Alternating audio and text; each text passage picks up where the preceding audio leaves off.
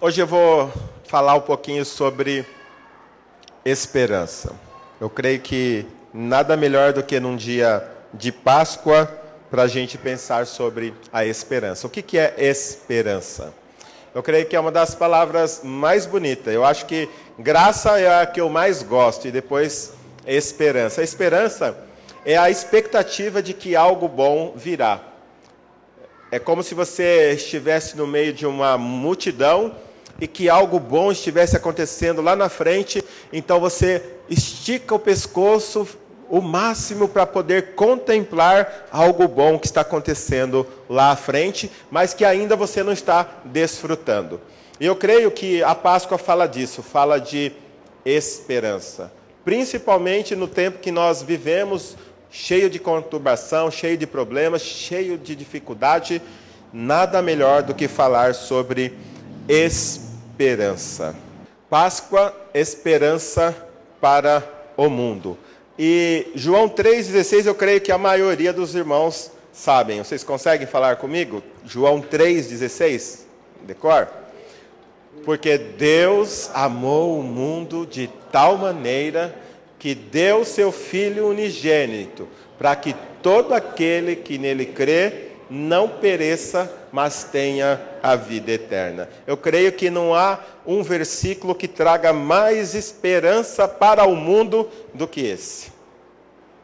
E quando a gente começa a pensar nesse texto, eu creio que os nossos olhos devem se abrir para o plano que Deus tem para todo ser humano.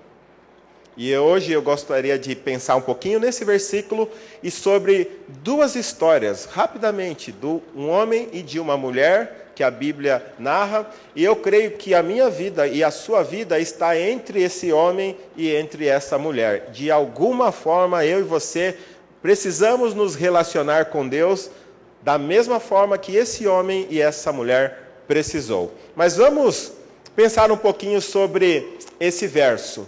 Vamos orar antes, pedir que Deus abra o nosso coração. Pai, nós, em nome do Senhor Jesus, ouvimos todos os anos a respeito da morte, da ressurreição do Senhor Jesus, e às vezes pela repetição, isso pode se tornar banal e a gente nem dar mais importância ou atenção à Páscoa.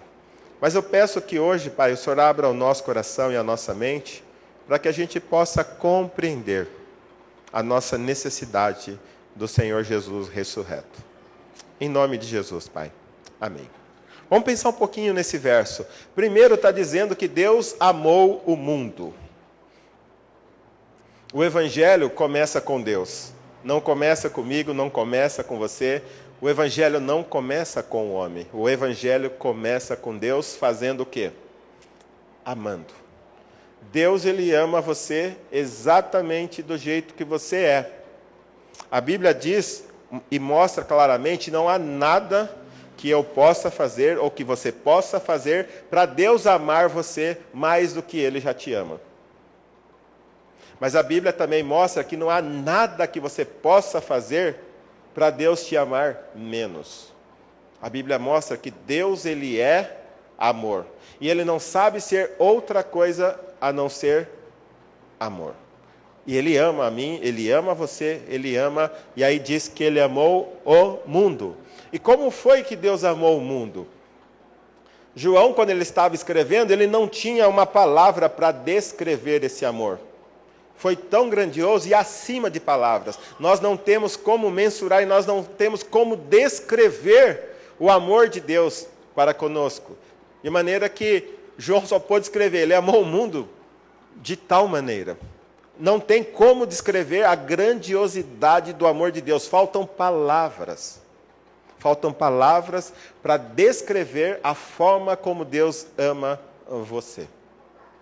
Por mais que você tente imaginar, por mais que a gente possa escrever, por mais que a gente possa pesquisar, falta um exemplo para a gente mostrar o amor de Deus por nós. Se você quer saber a forma como Deus te amou, você tem que olhar para o Calvário. Você tem que olhar para a cruz e ver o próprio Filho de Deus cravado lá. Por causa de quem? Por causa dos meus pecados, por causa dos seus pecados, por causa dos nossos pecados.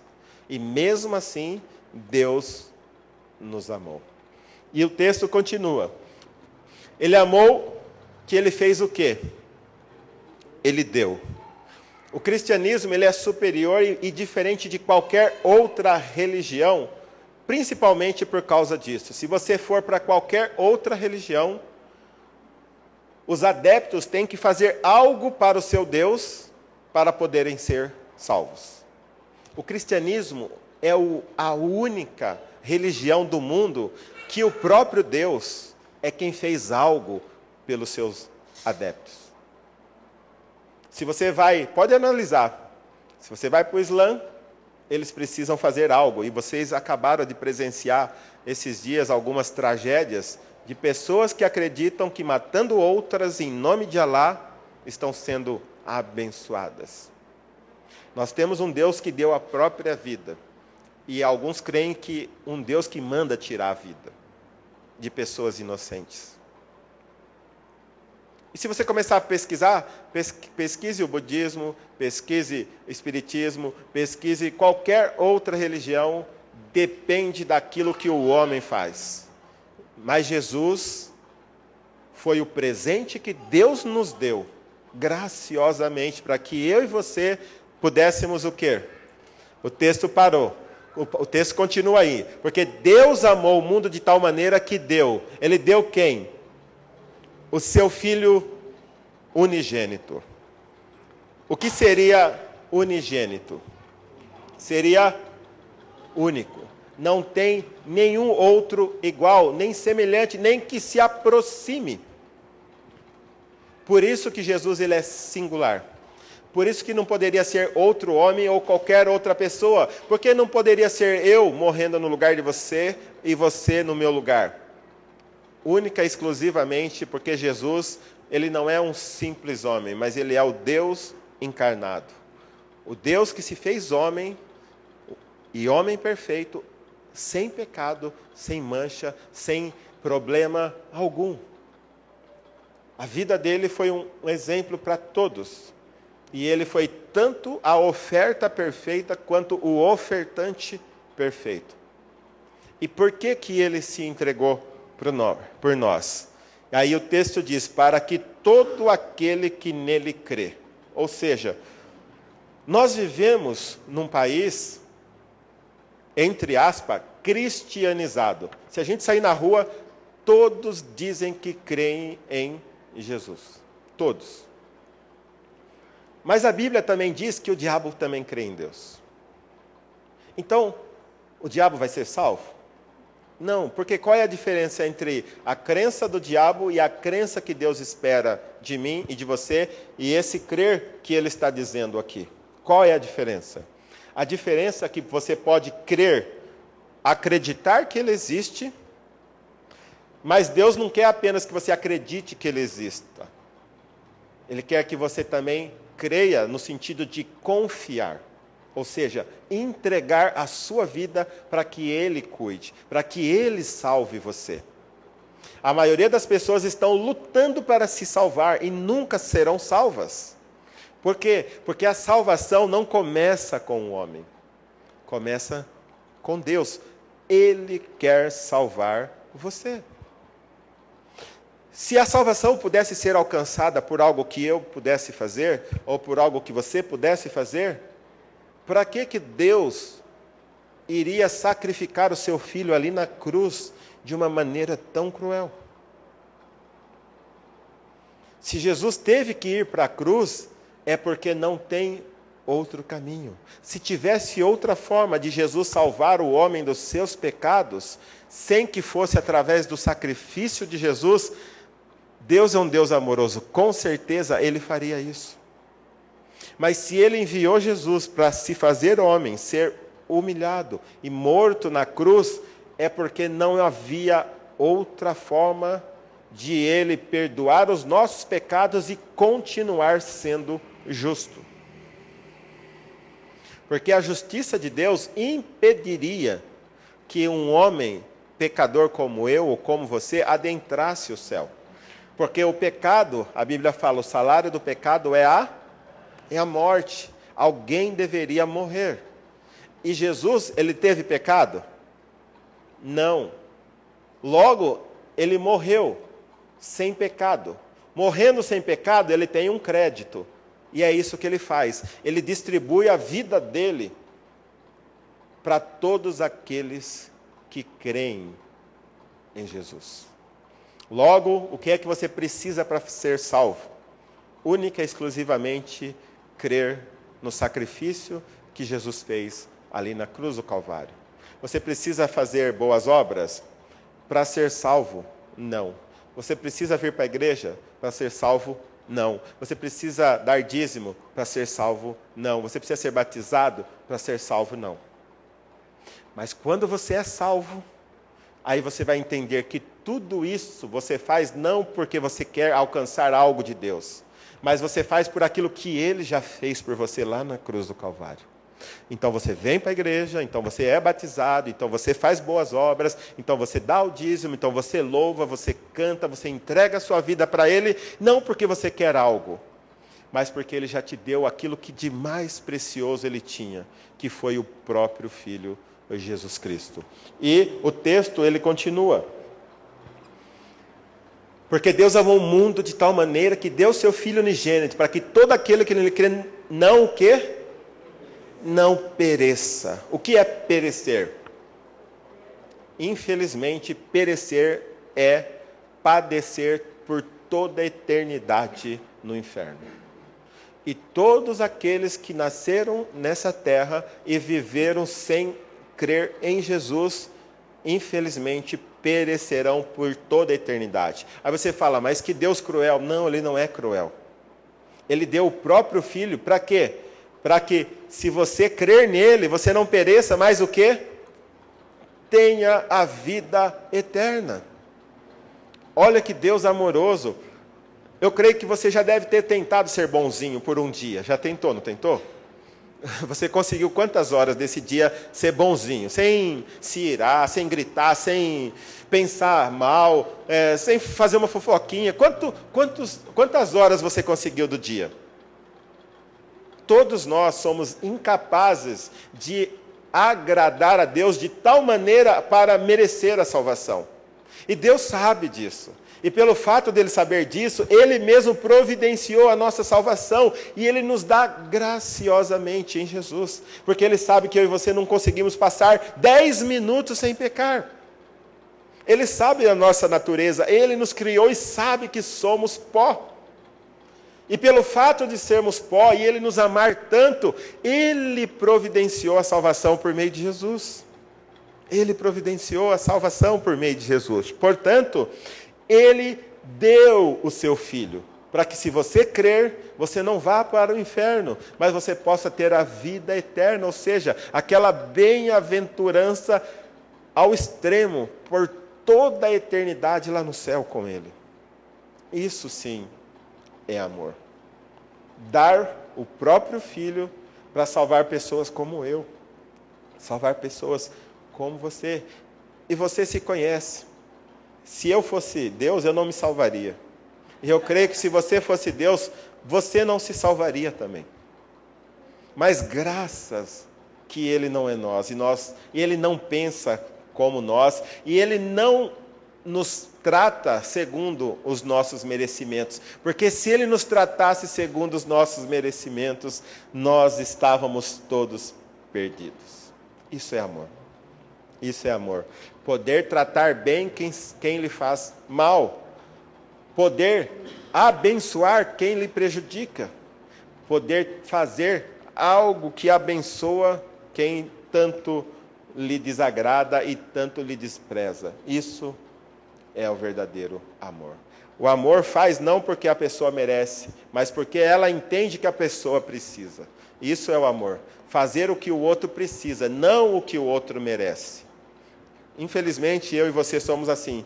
Nós fazemos o que a pessoa merece. E se Deus fizesse isso conosco, o que seria de nós? O amor faz o que a outra pessoa precisa. Quando ela precisa de uma ajuda, o amor estende a mão. Quando precisa de perdão, o amor perdoa. Quando precisa do incentivo, o amor incentiva. É isso que o amor faz.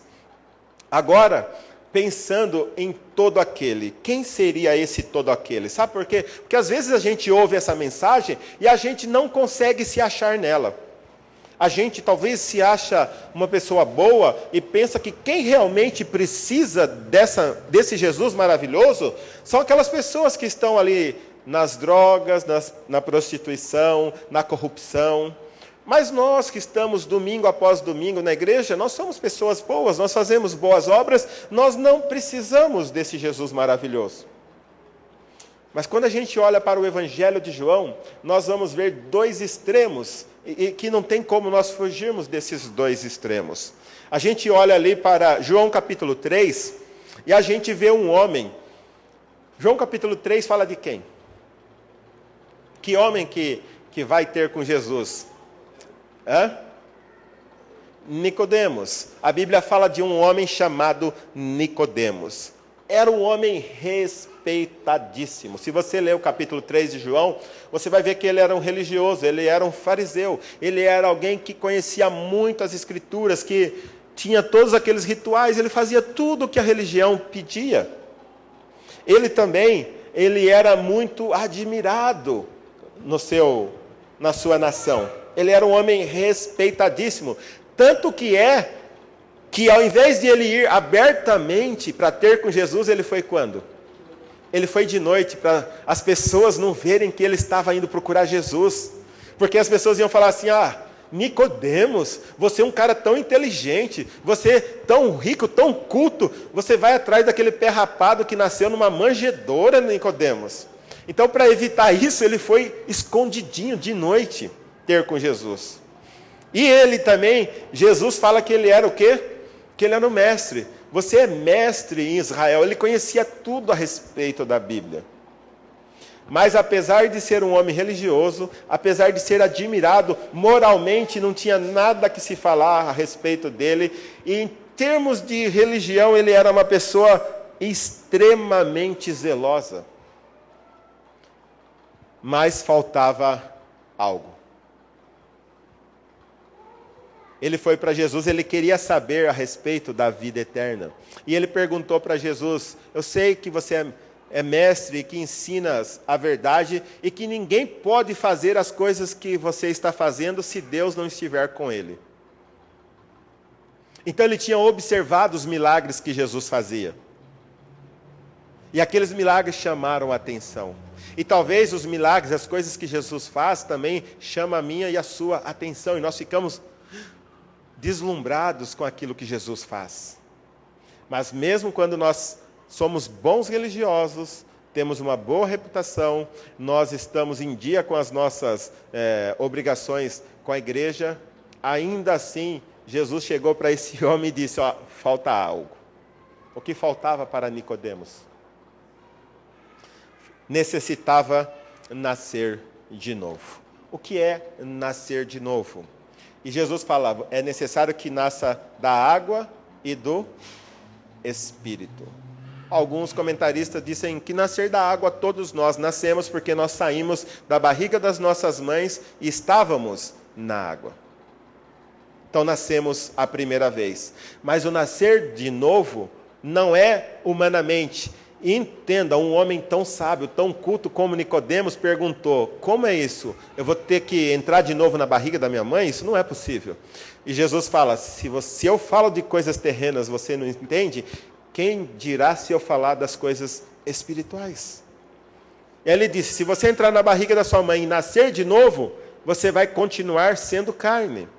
Mas o que eu estou dizendo é que você precisa de um nascimento espiritual, ou nascer de novo, mas a mesma palavra significa nascer do alto, nascer de Deus. E como é que a gente nasce de Deus?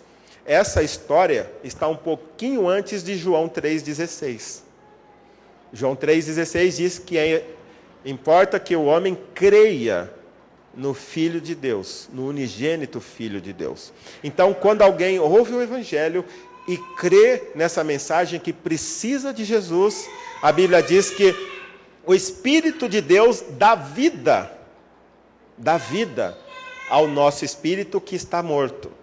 Nós nascemos, embora vivos biologicamente, mas a Bíblia diz que os nossos pecados na verdade nós estamos mortos espiritualmente por causa dos nossos pecados. Mas diz que pela fé Jesus, mediante a graça, dá vida ao nosso espírito. E o que faltava a Nicodemos era ter um espírito vivo, e não apenas uma mente aguçada, não apenas uma vida cheia de boas obras, não apenas uma religiosidade impecável. Ele precisava nascer de novo. Mas o outro extremo, nós vimos que Nicodemos era o exemplo. Era o exemplo. Era o Sérgio Moro da época. Todo mundo admirando e todo mundo falando, olha que homem exemplar. Mas nós temos o outro extremo. A Bíblia também conta em João 4 a história de uma outra pessoa. Quem é essa outra pessoa? Quem? A mulher samaritana. Se a gente notar, é interessante porque essas duas passagens, elas estão logo ligadas. Primeiro, fala do Nicodemos, um homem totalmente exemplar, e agora ele parte, depois de falar que Deus ele amou o mundo, ele parte agora para falar do outro extremo. Quem era essa mulher samaritana? Para começar, Jesus ele estava na Judéia e ele ia para a Galileia. Mas o texto diz que era necessário que Jesus passasse por Sicar, por Samaria. Sicar era a cidade onde tinha um poço que Jacó tinha construído e aonde as pessoas iam buscar água. E por volta do meio-dia, Jesus andando, estavam com fome, Jesus ficou no poço e os seus discípulos foram comprar comida na cidade. O poço ficava afastado da cidade. E quando Jesus está sentado, quem aparece lá por volta do meio-dia? Uma mulher samaritana. Os samaritanos, eles eram desprezados pelos judeus, por quê? Porque o judeu, ele é um povo nacionalista, eles acham que Deus é só para eles e que só eles seriam salvos. E durante o cativeiro assírio, o que aconteceu? O rei da Síria pegou todos os escravos e lançou lá na Babilônia, lá na região da Samaria. E ali habitavam alguns judeus também. E esses judeus se misturaram com todas as outras nações que foram jogadas ali. Então, os samaritanos eram uma mistura de povos. Logo, os judeus que permaneceram puros não queriam ter contato com os samaritanos. Falaram, não, vocês são de segunda categoria, vocês são ralé, vocês são gentalha. Então, eles não tinham contato. E quando Jesus está lá e a mulher samaritana chega, Jesus fala, dê-me água para beber. Aí ela fala, nossa, como você sendo judeu pede água para mim, que sou mulher samaritana? Ela ficou admirada, como que um judeu vai pedir água para uma mulher samaritana? E sabe por que ela foi meio-dia? Por que ela foi meio-dia? Porque ninguém busca água essa hora. Eles buscam cedinho ou no final da tarde. No deserto, é muito calor. Então ela foi meio-dia porque ela não queria encontrar ninguém. Sabe por quê? Porque a vida dela condenava ela. Era uma vida desprezível. A mulher, ela é totalmente pervertida. Além de ser pervertida, ela era totalmente desprezada. Por que ela era desprezada? Ela já teve 6 homens. Ela teve 5 maridos e agora ela estava morando com um 6º homem. E aí Jesus falou para ela, vai lá e chama seu marido. Ela fala, eu não tenho marido. Aí Jesus fala, falastes bem, você não tem marido. Porque você já teve 5. E o que você está vivendo agora não é seu marido. Então, aí ela ficou admirada. Vejo que você é profeta. Jesus, ele conhece o mais profundo do nosso ser. Ele sabe quem nós somos, e ele sabe tudo o que já fizemos, e ele sabe exatamente o que nós precisamos. Ele sabe o que eu preciso, ele sabe o que você precisa. E quando ele está conversando com essa mulher fica admirada, então ela vai para a cidade dela, e ela chama todo mundo, fala, encontrei o Messias. Ele disse tudo o que eu já fiz na vida. Quer dizer, Jesus conhecia ela profundamente. E as pessoas lá de Samaria ouviram ela falar isso e também foram ver o que Jesus tinha para oferecer. Mas interessante que essa mulher faltava algo. O que faltava para essa mulher? Ela tinha um vazio tão grande que ela procurava preencher esse vazio na imoralidade, no sexo, na prostituição, trocando homem após homem, porque ela precisava preencher um grande vazio que tinha dentro de si. Mas a gente sabe que se Jesus não for o nosso preenchimento, o nosso vazio é do tamanho do universo. Nada pode preencher um coração cujo está vazio de Jesus. Somente quando Jesus preenche é que um coração realmente pode ser plenamente feliz. E Jesus trata ela de maneira diferente. Ela necessitava da água da vida. Quando Jesus pediu água para ela, ela falou: como que você, judeu, vem pedir água para mim? Jesus fala para ela: se você soubesse e conhecesse o dom de Deus e quem está lhe pedindo água, você lhe pediria água e ele lhe daria água viva. E ela falou: Senhor, me dê dessa água para que eu não venha mais beber. E ele diz: quem beber da água que eu tenho para dar, do seu interior fluirão rios de lágrimas, ou rios de água viva. E a questão é, a única coisa que poderia preencher preencher a mulher samaritana, era a água viva que Jesus tinha para dar a ela.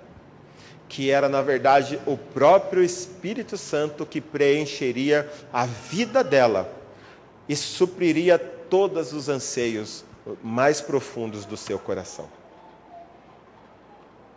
Jesus conhecia Nicodemos, um homem extremamente religioso, bondoso e zeloso, precisava de Jesus. Conhecia a mulher samaritana, uma mulher totalmente pervertida, sem esperança alguma, que também precisava de Jesus. E quando a gente olha, pode ter certeza, ou você está do lado de Nicodemos, plenamente religioso, zeloso, mas ainda assim precisa de Jesus.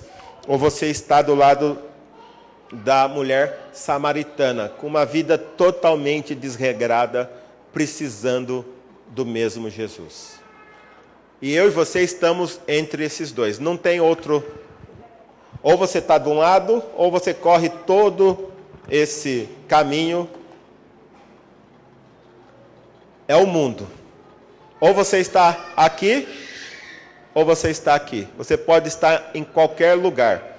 Pode ser que você seja um pouco zeloso e um pouco desregrado. Não importa aonde você esteja. Assim como Nicodemos precisou de Jesus, você também precisa de Jesus. Assim como a mulher samaritana precisou de Jesus, você também precisa de Jesus. Assim como eles precisaram, eu também preciso. O mundo precisa de Jesus. E a Páscoa traz isso. O nosso maior medo, o que os homens mais buscam hoje é prolongar a vida. Eu estava lendo sobre a fonte da juventude. Quem já não viu história sobre isso? Que quando Colombo e outros navegantes vieram para a América, alguns partiram em busca de uma fonte da juventude que se encontrava em Cuba. E alguns morreram buscando a fonte da juventude. Uma contradição, mas é uma história real. Você pode pesquisar na internet. Pessoas em busca de uma fonte cuja água lhe traria a vida eterna, acabaram morrendo buscando essa fonte. E tem a mais nova invenção, que é a criogenia, que é uma ideia que os cientistas inventaram para ganhar dinheiro. Quando você estiver perto da morte, se você for bilionário, você contrata uma dessas empresas que vão congelar o seu corpo a menos 196 graus menos 196 graus, né? 196 graus negativo, onde o seu corpo não entra em decomposição. Você fica mergulhado no nitrogênio líquido. E aí a ideia é, quando os cientistas descobrirem a causa daquilo que te levou à morte, então eles vão te ressuscitar. E tem pessoas pagando milhões e milhões e milhões para ficarem congelados. Já tem mais de 100 pessoas congeladas nesse projeto, pensando daqui a 100, 200, 400, 500 anos, quando a ciência estiver avançada, e eles poderem ser trazidos à vida novamente. Mas a Bíblia promete de graça uma vida eterna por meio de Jesus. E eu e você precisamos dessa vida eterna. Não de uma vida eterna que os homens estão tentando descobrir. Não de uma fonte de juventude. Não da criogenia. Mas sim uma vida eterna que vem de Deus. O nosso Criador, o nosso sustentador, que criou a mim, que criou você e que deseja que você viva eternamente com Ele no céu. E a única forma é por meio da fé em Jesus. Não tem outro meio de você ter vida eterna. Vida eterna somente o nosso Criador pode nos conceder. E Ele quer conceder. Portanto, devemos pensar, a morte e ressurreição de Jesus é a única fonte de esperança viva para todo ser humano, seja quem for. Não importa quem você é. A única esperança viva é Jesus. Ele morreu, e para provar que Ele tem o poder sobre a vida, Ele ressuscitou. E hoje, se você for no túmulo de Buda, o que tem lá? Ossos podres. De Allan Kardec, o que tem lá? Ossos podres. De Maomé, o que tem lá? Ossos podres. De Maria, o que tem lá? Ossos. Mas no túmulo de Jesus está vazio. Não porque os discípulos roubaram o corpo, mas porque Ele venceu a morte, assim como Ele havia prometido. Jesus, Ele ressuscitou, está vivo. E o próprio Evangelho e a própria carta aos Coríntios diz que depois de vivo, Ele se apresentou a mais de 500 pessoas. Então, era irrefutável a ressurreição de Jesus. O soldado romano viu e muitas outras pessoas viram Jesus ressurreto.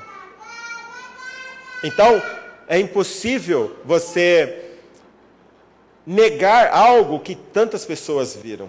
Se fosse uma historinha para boi dormir, o cristianismo já teria desaparecido.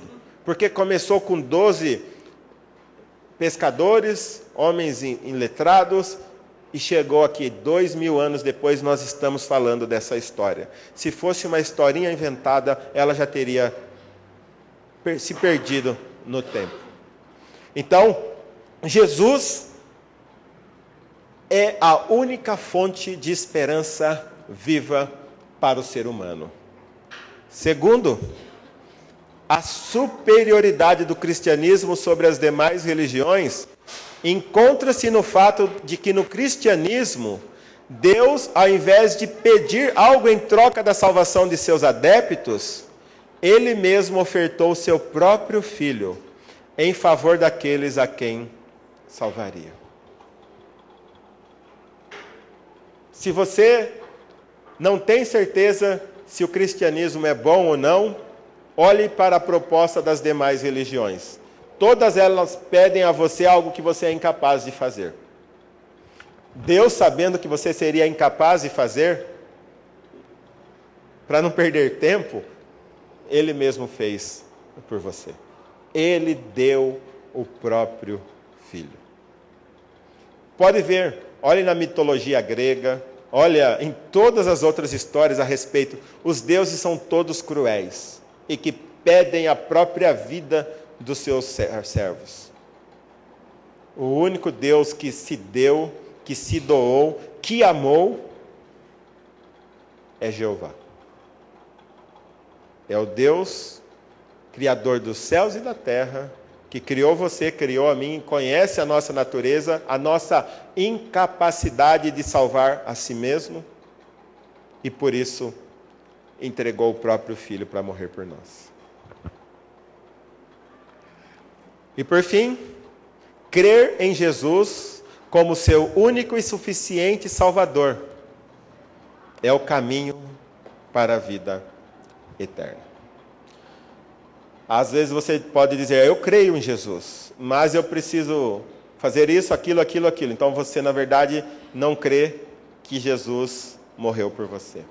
Você não crê que Jesus pagou os seus pecados. Você não crê que Jesus é a porta da vida eterna. Crer em Jesus não é apenas acreditar que Ele existe, mas é confiar nele. É entregar a vida nas mãos dele. Deixar que Ele cuide de você e Ele leve você no colo para a eternidade. Você não precisa fazer nada exceto confiar nessa mensagem maravilhosa que é: Jesus morreu pelos nossos pecados. Acreditar que é um pecador e que precisa de Jesus. E, portanto, recebê-lo como seu Senhor e Salvador. E essa é a mensagem contida aqui. Deus amou o mundo, o Evangelho começa com Ele, e Ele amou o mundo que Ele deu o seu Filho. Para que, se você crer em Jesus, você não vá para o inferno, mas tenha a vida eterna.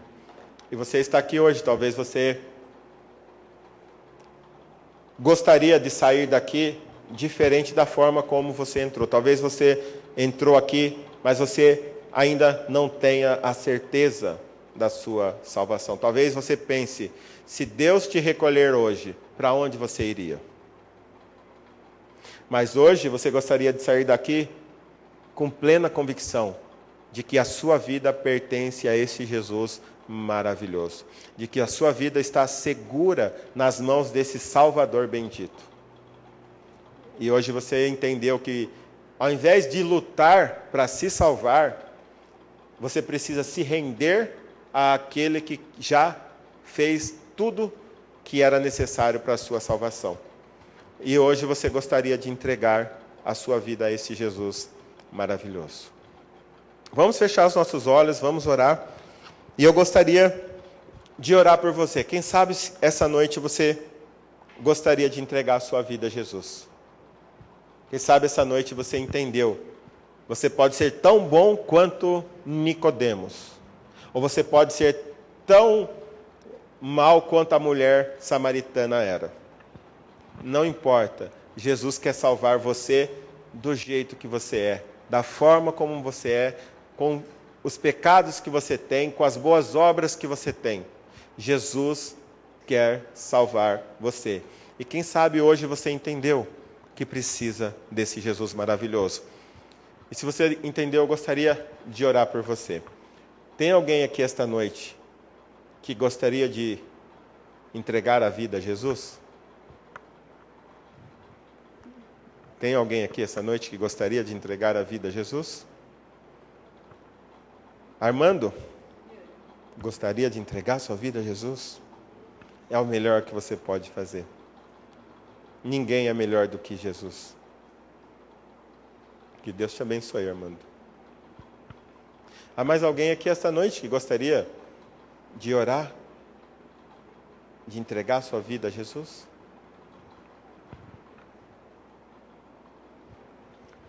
Vamos orar. Pai, nós, em nome do Senhor Jesus Cristo, estamos alegres na Tua presença, porque nós conhecemos hoje um pouco mais do Teu amor infinito para conosco. Conhecemos a forma como o Senhor deseja nos salvar.